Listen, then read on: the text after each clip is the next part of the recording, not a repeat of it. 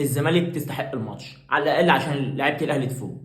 لعيبه الاهلي نازله الماتش تحس ان هي شبعانه بطولات. الاهلي ما فيهوش الكلام ده يا جدعان. ما فيش لعيب عايز يلعب، تحس ان اللعيبه واقفه بتباصي غلط اغلب الوقت. اه والله العظيم، احنا نزلنا الشوط الثاني ما لعبناش كوره اصلا. اقسم بالله ما كنا موجودين في الملعب. جه بقى احمد عفيفي بيقول ايه بقى في الاستوديو التحليلي؟ بيقول ان بعد الجول بيقول احنا نستحق الهدف لان الزمالك اتعرض لظلم تحكيمي. ظلم تحكيمي مين يا عم؟ انا بقول عليك من افضل الناس اللي بتحلل الكوره في مصر. ظلم تحكيمي ايه؟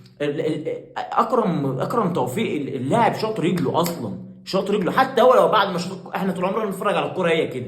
التحام زي كده في على الاقل انذار. التحام زي ده في لعيبه بتطرد فيه. نيجي بقى لساعه ما الحكم حسب البلانتي للاهلي، قامت لعيبه الزمالك بقياده طبعا الاسطوره شيكابالا صاحب اللعيبه وطلع بره. انتوا رايحين فين؟ والله العظيم ما زعلان انتوا خدتوا البطوله، بس اللي انتوا عملتوه ده احنا كده كده مش تمام يعني. احنا خدنا بطولات وهتتعوض. بعد كده احنا مش هنقف على البطوله دي. اي جمهور من الزمالك عارف ان احنا مش هنقف على البطوله دي. انما اللي انتوا عملتوه ده اصلا ما ينفعش اللي يحصل. ما كنتوش تيجوا الملعب من الاساس، كان احسن لكم زي المرات اللي قبل كده. انما اللي انتوا عملتوه ده شغل عيال صغيرين. انت بتلعب فين؟ انت بتلعب في الشارع؟ انت بتلعب في دوره رمضانيه؟ هو انت بوقت ما تحب تمشي تاخد شنطتك وتقوم واخد نفسك وماشي؟ ما كنتش تروح من الاساس.